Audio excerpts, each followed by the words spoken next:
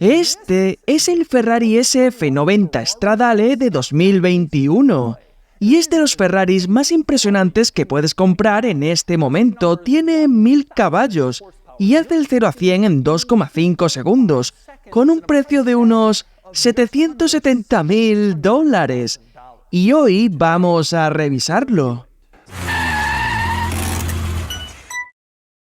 He tomado prestado este F90 de David Lee, un conocido coleccionista de Ferraris en el sur de California, quien tiene un canal de YouTube llamado Ferrari Collector David Lee. Puedes visitar su canal haciendo clic en la descripción. Y creo que deberías echarle un vistazo porque tiene una impresionante colección, incluyendo un F40, un F50, un Enzo y muchos más que verás por ese canal de David Lee.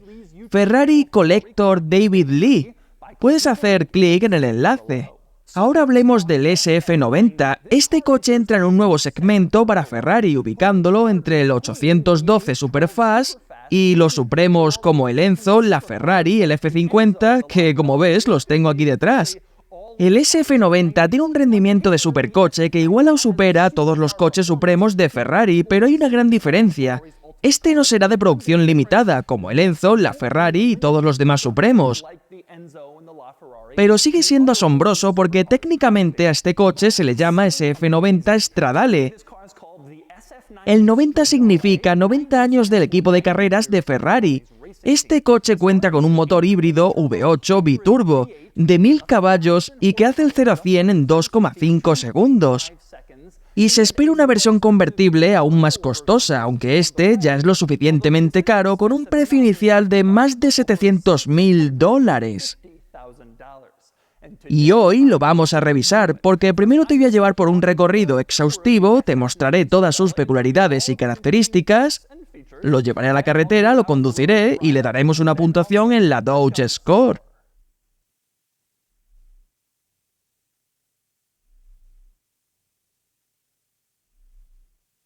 Vamos a empezar por cómo podemos entrar en este Ferrari SF90 Stradale y significa que vamos a comenzar por la llave, que es esta pequeña llave rectangular de cuero. Luce muy elegante, con un buen acabado. Solo tiene dos botones, uno para bloquear y otro para desbloquear, y si presionas desbloquear 2 veces se abre el maletero delantero. No tiene una argolla para que lo pongas en tu llavero porque parece que debes tenerla alejada de las demás llaves. Ahora entramos en el SF90 y para hacerlo pones tu mano en este panel de la puerta y presionas hacia abajo para abrir electrónicamente. Los seguros son electrónicos como en la mayoría de otros coches. Cuando te subes lo primero que notas en el panel de la puerta es un botón con un dibujo de un coche y una puerta abierta. Ese botón abre electrónicamente la puerta desde el interior. Presionas, la puerta se abre de golpe y empujas para abrirla completamente, sin tener que usar palancas mecánicas como en muchos otros coches. En el panel de la puerta, debajo de ese botón, encuentras 3 elementos interesantes. El de la izquierda es para el maletero delantero. Presionas y se abre, es bastante simple. Los otros 2 son más interesantes porque tenemos un enchufe y una bomba de combustible. Si presionas la bomba, se abre la puerta de combustible, obviamente, y si presionas el enchufe, se abre una puerta similar a la otra, pero en el lado del conductor. Es un híbrido enchufable y por eso es donde colocas el cargador eléctrico para cargar el coche cuando está estacionado. Tienes 2 puertas de combustible en el exterior de este coche, una para la gasolina y otra para el cargador eléctrico, y se abren así. Lo siguiente que notas cuando te subes al SF90 es este interior de Ferrari con pantallas por todas partes, y es totalmente así, incluido el botón de encendido y apagado del motor, que ya no es un botón físico, es una especie de pantalla en el volante que presionas y eso enciende el coche. Ya no tienes ese botón de encendido brillante y rojo que se sentía tan bien, ahora presionas una pantalla para encenderlo. Y las pantallas van mucho más allá. Una vez que enciendes el coche, puedes ver esta enorme pantalla frente al conductor. Esta gran pantalla de información está destinada a reemplazar la pantalla de infoentretenimiento en el centro. Este coche se centra en el conductor, por lo que esa pantalla es prácticamente para el conductor. La cubriré más detenidamente en un segundo, pero puedes ver que las pantallas están por todas partes. Y de hecho lo están. Tenemos buenos ejemplos por aquí. Volviendo al volante, tenemos este dial que usas para cambiar de modo de conducción, que como ves, los cambia aquí. Puedes ver que se iluminan los diferentes modos en la pantalla. Y en el lado izquierdo también tienes más modos de conducción que puedes cambiar. En este momento solo muestra el modo de conducción en el que estoy, pero si tocas aquí se iluminan otras posibilidades de modos de conducción. Seleccionas un modo de conducción diferente, se ilumina y los demás se desvanecen, lo que debo decir que es un toque bastante genial. No estoy muy seguro de estas pantallas, pero me gusta la forma en la que Ferrari pudo integrarlas, incluyendo esta. Más controles en la pantalla del volante que me encantan, y serían los controles de climatización. Tocas este elemento en forma de copo de nieve y aparecen los controles de climatización, o al menos algunos de ellos, en toda esta pantalla. Luego puedes ajustarlos y me encanta tener los controles de climatización en el volante para no tener que quitar las manos de él. Es una característica brillante que desearía en otros coches, pero en este lo tienes. Menos sorprendentes son otros controles que podrías esperar en un Ferrari si has visto otros modelos o has visto alguno de mis vídeos. Por ejemplo, las luces de giro que están aquí son estos pequeños botones que puedes presionar. Tienes los limpiaparabrisas en la esquina inferior derecha del volante, puedes ajustarlos y encenderlos desde aquí. Y los faros están en la esquina inferior izquierda, que puedes encenderlos desde el volante. Y todo está al alcance del conductor porque han intentado trasladarlo todo a estas pantallas, lo cual es interesante. Pero la cantidad de pantallas en este coche no se detiene ahí. Pasamos a los controles de climatización en el centro, que se encuentran en esta pantalla de control. No tienes diales o botones físicos para ajustar la climatización, pero tienes esta pantalla donde puedes ver la velocidad del ventilador. Tocas a la derecha para aumentar la velocidad o tocas a la izquierda para reducir la velocidad. No hay un dial para hacer todo esto en el coche. Lo mismo ocurre con la temperatura. Puedes ver el color azul o el rojo en una línea horizontal y simplemente tocas para aumentar o disminuir la temperatura. También puedes deslizar el dedo, pero no es muy efectivo. Baja como 2 grados a la vez en vez de 1 y no siempre funciona, así que probablemente prefieras tocarlo. Para aquellos que prefieren tener diales tradicionales, como en la mayoría, este coche no los tiene. En su lugar tienes esta pantalla de control de climatización. Algo interesante es que no te muestra los cambios que estás haciendo en esta pantalla. En su lugar todos aparecen en la pantalla del conductor, así que si cambias la temperatura solo puedes ver la nueva temperatura en la pantalla del conductor. Esa información no se muestra claramente en la pantalla del control real, lo que es una decisión inusual, pero así es como funciona. De todos modos pasamos a la radio, que como era de esperar es una pantalla. Está en el lado del pasajero con un tamaño similar al de una radio DIN como las que se ven en los coches de los años 80 y 90. Y le brinda al pasajero la capacidad de controlar la radio, el estéreo, cambiar el canal, la fuente, el volumen o lo que sea que quiera cambiar el pasajero. Pero mira esto no es solo la radio, esta pantalla también ofrece muchas otras funciones interesantes. Por ejemplo, es la pantalla de navegación para el pasajero. Puedes ir a la navegación y ver el mapa que muestra dónde te encuentras, aunque lo hace en esta pantalla horizontal, pero al menos la tiene. Y el pasajero tiene acceso a la navegación, lo cual no era posible en otros modelos anteriores, donde solo el conductor tenía acceso, y lo mismo ocurre con el rendimiento. El pasajero puede tocar este icono de rendimiento y mostrar las revoluciones del coche y otras métricas de rendimiento. Por lo tanto, el pasajero puede monitorear la conducción del conductor mientras éste conduce. La teoría detrás de esta pantalla para el pasajero es que las personas en Instagram o YouTube pueden filmar a altas velocidades sin tener que recorrer todo este camino hasta el grupo de indicadores. Pero es genial tenerlo aquí para que el pasajero pueda ver lo que está sucediendo en esta pantalla.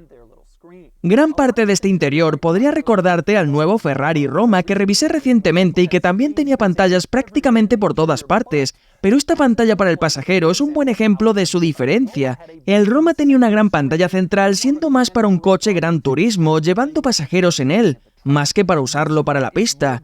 Este coche está más centrado en el conductor, por eso la pantalla para el pasajero es más bien algo adicional. Ciertamente es una idea tardía en comparación con lo que obtiene el conductor. Y un buen ejemplo de todo esto es que el control de volumen para el pasajero, si el pasajero desea cambiar el volumen, no hay un dial como en todos los coches. En cambio debes ingresar a la pantalla, tocar el icono y deslizarlo, lo que es un poco más complicado. El conductor, por otro lado, tiene un control de volumen sencillo al alcance de su dedo. Simplemente lo lo mueve y lo cambia. El conductor tiene otra forma sencilla de cambiar pistas detrás del volante. Mueve este pequeño interruptor y luego la pista cambia o pasas a la siguiente estación de radio. El conductor puede hacer todas estas cosas fácilmente. El pasajero se queda con esta pantalla y un control deslizante para el volumen. Definitivamente es algo adicional a lo que tiene el conductor. Y por cierto, otro detalle sobre esta pantalla para el pasajero es que en la esquina superior izquierda hay un indicador que muestra la temperatura actual del control del clima. Así que cuando ajustas la temperatura aparecen en la pantalla del conductor, pero también aparece en esta pequeña pantalla del pasajero. Al menos ellos pueden ver esto también y no tienen que mirar la pantalla del conductor para verlo. Pero obviamente la pantalla más grande y más impresionante en este interior es la que te mencioné, la tienes detrás del volante, justo en el campo de visión del conductor, y es enorme, tiene mucha información. Por un lado, el conductor puede presionar el botón de inicio, que en realidad también está en una pantalla en el volante, y luego puedes acceder a varias configuraciones como emparejar tu teléfono o ver un destino. Todas estas cosas se hacen a través del volante y no es sorprendente ya que este coche especialmente está centrado en el conductor. El conductor también tiene una almohadilla en el lado derecho que se usa para desplazarse por las diferentes pantallas en esta enorme pantalla. Y a la izquierda tienes dos pantallas más, divididas por la mitad, que muestran solo un poco de información. En el centro tienes el tacómetro. Y luego a la derecha tienes una pantalla más grande que muestra más información, pero puedes usar este panel táctil para ajustar lo que se muestra. Puedes ver cómo al mover el panel táctil cambia lo que es más pequeño y más grande en toda la pantalla del conductor. Cuando revisé el ROMA se mencionó que el movimiento del panel táctil es bastante lento. Cuando mueves el panel táctil tarda unos segundos antes de que responda y francamente es cierto, es inusualmente lento y especialmente para un sistema moderno. No responde de inmediato cuando mueves el dedo, pero probablemente no vas a estar cambiando tu orientación favorita del grupo de indicadores todo el tiempo y la dejarás en uno de esos modos. Lo demás es relativamente sensible en términos de pantallas. Otra peculiaridad interesante en la pantalla de información del conductor es que si el conductor presiona el icono de View Max en el volante, cambiará la vista en la pantalla. Pasará de mostrarte varias cosas diferentes a mostrarte solamente el mapa de navegación absolutamente enorme, lo que por supuesto es agradable de ver si estás buscando direcciones o lo que sea. También puedes presionar View Max de nuevo y te mostrará una vista más orientada al rendimiento con el tacómetro, siendo ahora lo más grande y enfocado para la pista. O puedes presionar View Max otra vez y volver a la vista normal, donde básicamente tienes 4 pantallas de información mientras conduces y elegir la que más te guste. Otra cosa genial que me gusta en la pantalla es que cuando detienes el coche, lo apagas y sales de él, te muestra una especie de resumen de tu viaje y gira alrededor de esta imagen de un SF90. Luce genial. Me encanta ver cómo gira en la pantalla y también te dice los kilómetros que hiciste, cuántos fueron con energía eléctrica, energía híbrida, etc. Lo muestra cuando te bajas del coche, lo cual es un bonito detalle sin duda. Y por cierto, vale la pena mencionar que en la parte inferior izquierda de la pantalla puedes ver los indicadores que muestran tu nivel de combustible actual y tu nivel de carga actual. También muestra tu rango de combustible actual y tu rango de carga. Tienes ambos elementos a mano sin importar qué vistas tengas en la pantalla, siempre estarán ahí. Hemos cubierto la pantalla del volante, la pantalla del conductor, la pantalla del control del clima y la pantalla del pasajero, pero aún no hemos terminado con las pantallas en este coche. Casi todos los elementos controlables en el coche son una pantalla y eso continúa porque, por ejemplo, en el techo hay una pequeña pantalla que tocas para bloquear o desbloquear las puertas sin botones físicos. Es una pequeña pantalla y también puedes activar o desactivar el modo de tono. Y además tenemos por aquí la pantalla que posiblemente sea la más loca. Esta pantalla que te permite encender o apagar los faros, ponerlos en automático e incluso controlar los espejos retrovisores. No tienes un simple interruptor tipo joystick como en cualquier otro coche, sino que tienes este panel para mover los espejos hacia arriba, abajo, izquierda o derecha, lo que sea. Es una locura y las pantallas se han apoderado de los nuevos interiores de Ferrari. Dicho esto, tal vez la única cosa que no es una pantalla es el selector de marchas, que tiene su propia forma extraña y bizarra. El selector de marchas está aquí en el centro y está destinado a imitar el antiguo selector de marchas de los modelos Ferraris antiguos, de la década de los 60, 70, 80 y 90, excepto de que no es un selector de marchas tradicional, no hay una transmisión manual y no se realiza ningún cambio. En su lugar tienes 3 interruptores separados, el de la izquierda lo bajas para ponerlo en marcha atrás, El de la derecha lo subes para ponerlo en PS, que significa inicio de potencia, y es la versión de Ferrari del control de lanzamiento, y el del medio puedes subirlo para ponerlo en modo automático o puedes bajarlo para ponerlo en modo manual. Luego puedes cambiar de marcha tú mismo con la leva de cambio. Es como un selector de cambios de apariencia retro, porque estamos volviendo al pasado con la apariencia de nuestros selectores de cambios en los Ferraris. Muy extraño, pero bastante genial, y nuevamente es la única cosa en este coche que no es una pantalla. Otros detalles curiosos en este interior son, por ejemplo, lo enfocado que está el conductor. Como se puede apreciar, es un coche muy orientado al conductor y está sentado aquí con todos los diales, interruptores, botones, pantallas y tableros orientados al conductor. Eres la estrella principal para conducirlo, y no es solamente cierto para las pantallas, sino que también lo es para las salidas del aire acondicionado, que tienen esta forma tan rara. Cada salida del aire tiene su propia forma distintiva y poco común. No hay rectángulos tradicionales aquí. Otro detalle curioso en el SF90 es que no hay mucho espacio de almacenamiento. No tenemos guantera en este coche, en absoluto, no existe. Tampoco hay compartimento de almacenamiento detrás entre los asientos, como en muchos otros coches de este tipo. En su lugar tienes un pequeño compartimento de almacenamiento entre los asientos, pero en la parte inferior, que está abierto, y tienes un portavasos en el centro, pero no dos portavasos, porque, como no, está enfocado al conductor. También tienes pequeñas redes en los paneles de las puertas, pero eso es todo. No hay mucho espacio de almacenamiento en este coche porque no está destinado a ser un gran turismo para llevártelo a todas partes. Es un coche deportivo centrado en el rendimiento y no vas a guardar muchas cosas aquí. La falta de almacenamiento creo que refuerza ese punto. Otro detalle que vale la pena mencionar son los asientos. Puedes ver estos asientos tipo cubo con respaldo de fibra de carbono y con alcántara por el centro. Se ven muy bien y están diseñados para abrazarte y mantenerte en tu lugar, destinados para el uso en pista cuando giras en curvas a altas velocidades y quieres un asiento como este para no deslizarte. Ahora quiero hablar sobre el umbral de la puerta del SF90 porque hay dos elementos importantes que vale la pena mencionar. Por un lado, cuando abres la puerta de este SF90 puedes ver que dice Assetto Fiorano en el umbral de la puerta en lugar de SF90 Stradale.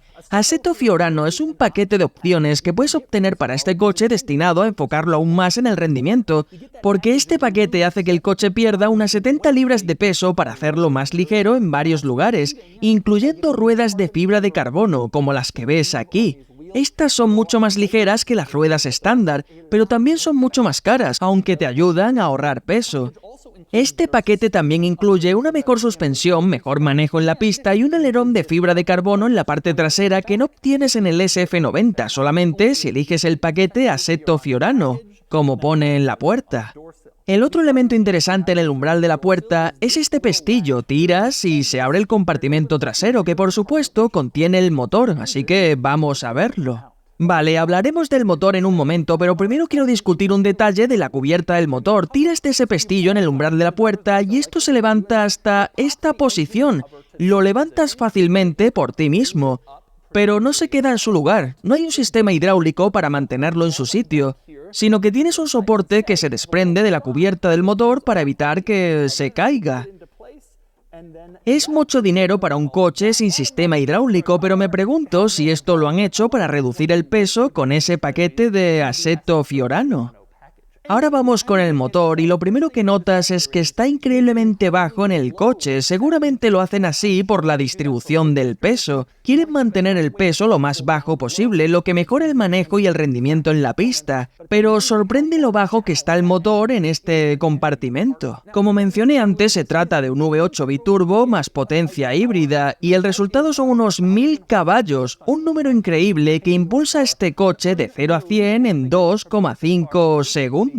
Son cifras realmente asombrosas para el SF90, impresionante. Es realmente una belleza, con los logotipos de Ferrari en el centro y mucho carbono por todas partes. Y cuando cierres el compartimento puedes ver el motor, lo cual ha sido una tradición en la mayoría de los modelos coupé Ferrari con motor central a lo largo de los años. Puedes ver el motor cuando el coche está parado y si quieres admirarlo, no tienes que abrir el compartimento. Ahora pasamos a las peculiaridades y características exteriores del SF90. En la parte trasera tenemos las 4 luces traseras relativamente circulares. Esto rinde homenaje a los modelos Ferrari más antiguos que también tenían 4 luces circulares, y una vez más, el intermitente es la más extrema de las luces. Cuando la activas, solo la más extrema parpadea. Es como solían ser los intermitentes en los Ferraris viejos. Puedes verlo en el 288 GTO, con sus 4 luces al igual que en el SF90. Así que tenemos un poco de herencia por aquí. Pero el resto de la parte trasera tiene muy poco que ver con la herencia porque es increíblemente imponente y aterrador. Un enorme alerón de fibra de carbono en la parte superior, el escape justo en el medio, y luego tenemos este enorme difusor que recorre todo el fondo. Es una parte trasera muy seria y muchas personas han dicho que el diseño del SF90 se parece demasiado al del F8, el superdeportivo de motor central de nivel base de Ferrari, pero estos son dos coches muy diferentes y ciertamente parece mucho más agresivo y audaz cuando lo ves desde detrás. La desventaja de la parte trasera es que hay tantas cosas aquí como el alerón, el escape, el difusor, la ventana hacia el motor, que no tienes mucho espacio para una ventana trasera.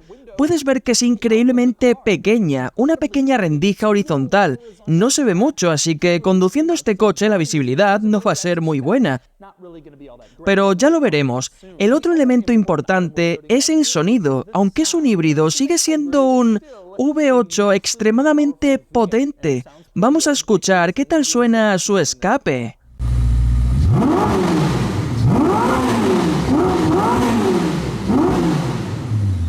Ahora nos dirigimos a la parte delantera del SF90. Es el ángulo que ha causado controversia en cuanto al diseño del coche. A muchas personas no les gusta cómo el extremo delantero se estrecha y se asemeja al F8 en esta zona, o simplemente no les gusta el gran agujero en la parte delantera. Personalmente a mí me gusta. Y en general me gusta el aspecto del SF90, creo que este coche es hermoso, aunque debo admitir que no es lo suficientemente distintivo en comparación con el F8 o con el 488. Se supone que el SF90 es un Ferrari de alto nivel y muy especial, y no necesariamente está diseñado para ser tan distintivo como podría serlo. El Enzo, el F50, el F40 son mucho más distintivos, sin embargo, creo que el diseño es hermoso, pero no tan especial o audaz como podría serlo si tuviera que hacer una crítica.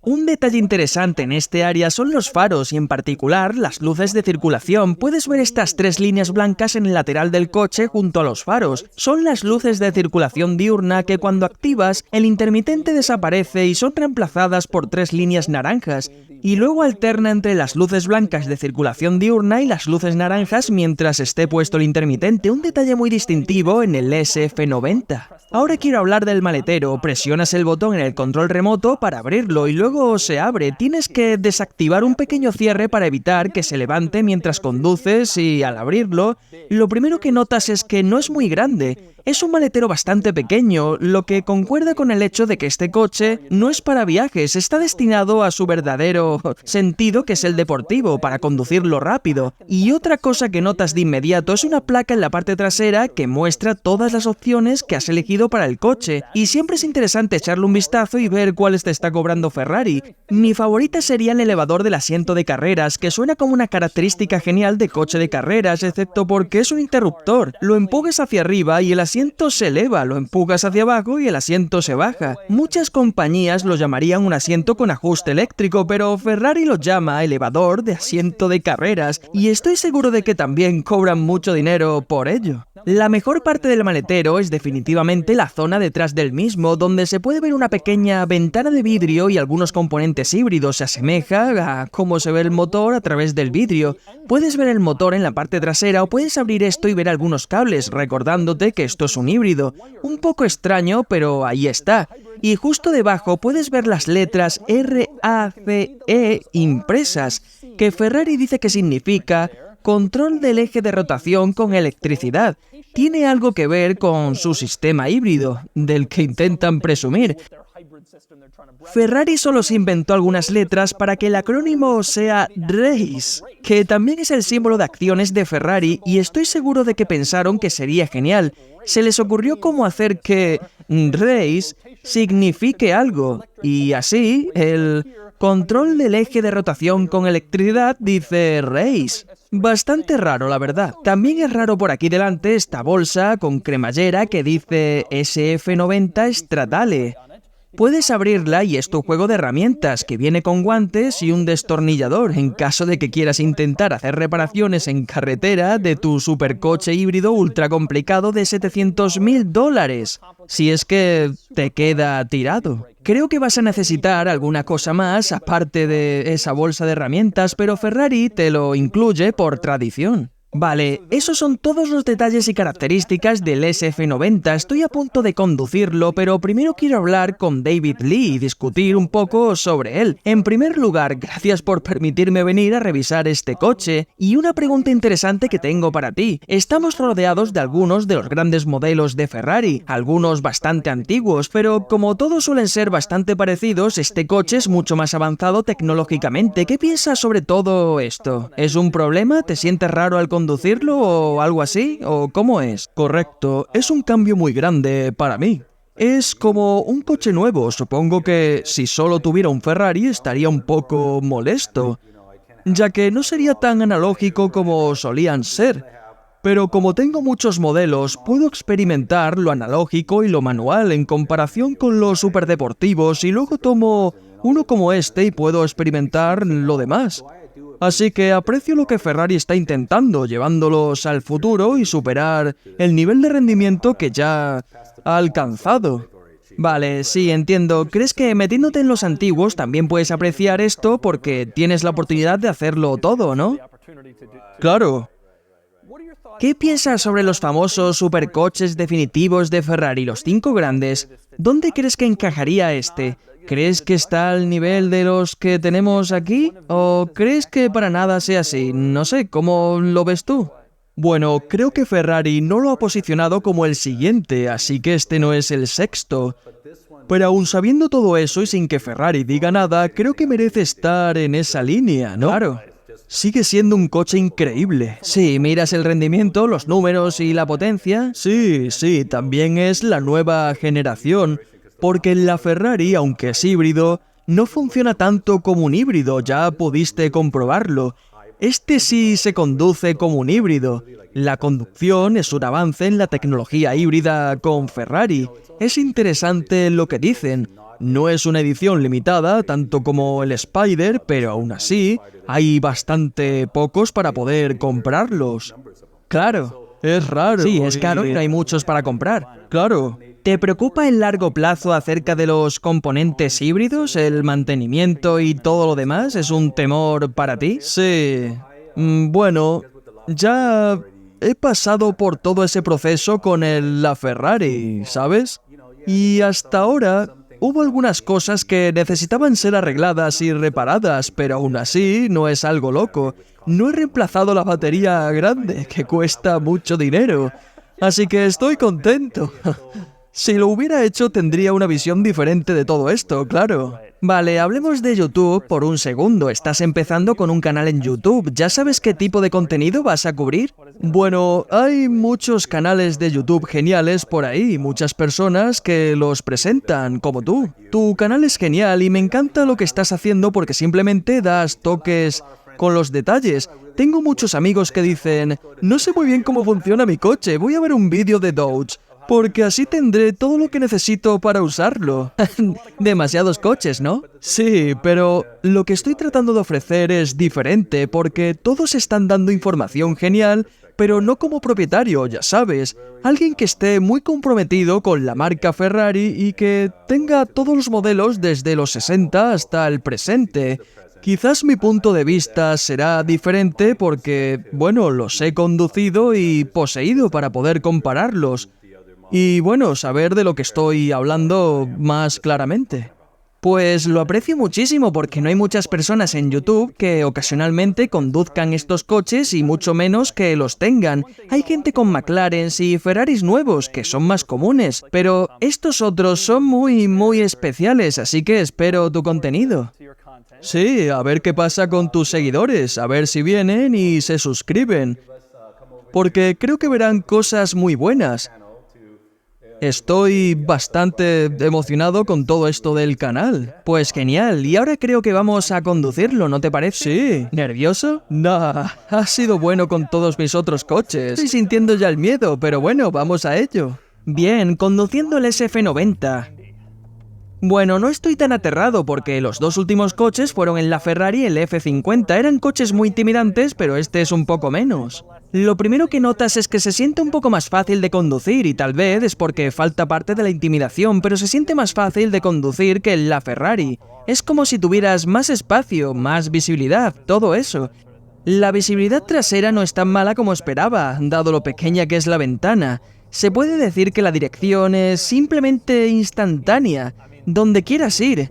Esto es una locura la precisión que tiene. Estoy totalmente impresionado. En el momento en que giras ligeramente el volante se siente como un coche de carreras, donde apenas hace medio giro. Inmediatamente va donde quieres. Es una sensación de dirección súper instantánea. Este coche suena súper bien. Seguro que piensas que los híbridos no suenan... Pero escucha.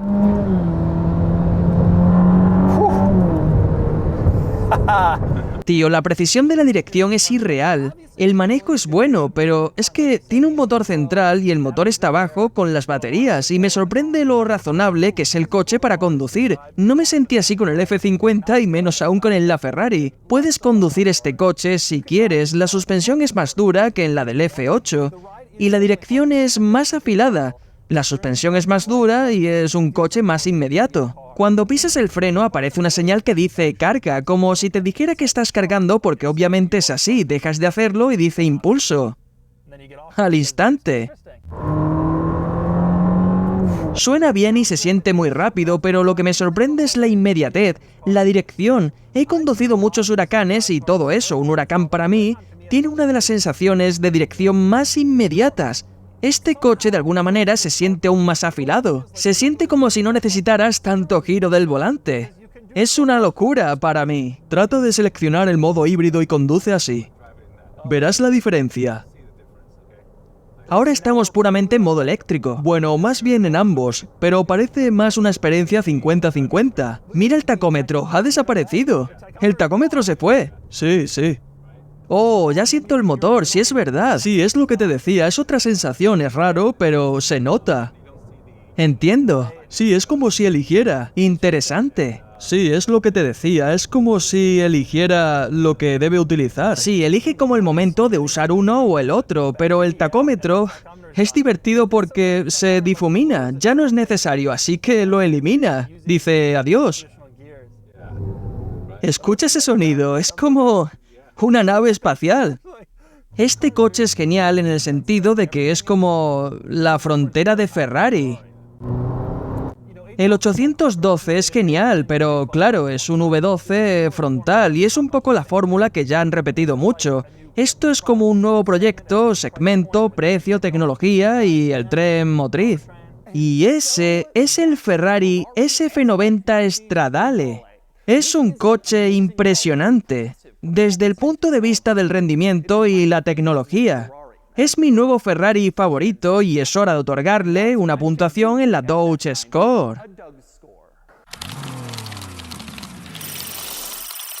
Comencemos con las categorías del fin de semana y el estilo. Aunque personalmente me encanta cómo luce y no encuentro defectos, es importante mencionar que ha habido algunas críticas, así que le vamos a dar un 8 de 10. La aceleración es increíble, hace el 0 a 100 en 2,5 segundos, le damos un 10 de 10. La precisión es simplemente magnífica, un manejo impresionante, así que le vamos a dar un 10 de 10. El factor diversión es excelente, más restringido que un pista y le damos un 9 de 10. En cuanto al factor cool, ahora mismo es uno de los más especiales que puedas comprar hoy en día, sin embargo hay opiniones negativas sobre el diseño, así que le vamos a dar un 9 sobre 10. Para el fin de semana obtiene 46 sobre 50, ahora vamos con las diarias y las características, que son bastante similares a las de su clase, le damos un 6 de 10. En cuanto a la comodidad, le damos un 4 de 10. y la calidad es alta, así que le vamos a dar un 8 de 10. La practicidad es normal para un coche de este tipo, le damos un 2 de 10. En cuanto al valor, aún no sabemos muy bien cómo ubicarlo, pero tiene una producción que no es limitada, y aún así es bastante costoso, así que le vamos a dar un 6 sobre 10. La puntuación diaria total es de 26 sobre 50, que sumándolo todo, suma 72 sobre 100. Esto lo coloca cerca de la cima con otros coches relevantes. El SF90 logra un puntaje similar al de la Ferrari, aunque lo hace de manera diferente. En la Ferrari tiene 3 puntos más en el fin de semana y este los tiene en el diario, lo que refleja su mayor utilidad, comodidad y calidad, y creo que se ha comprobado. En resumen, el SF90 es como la Ferrari más utilizable, más razonable por unos $700.000.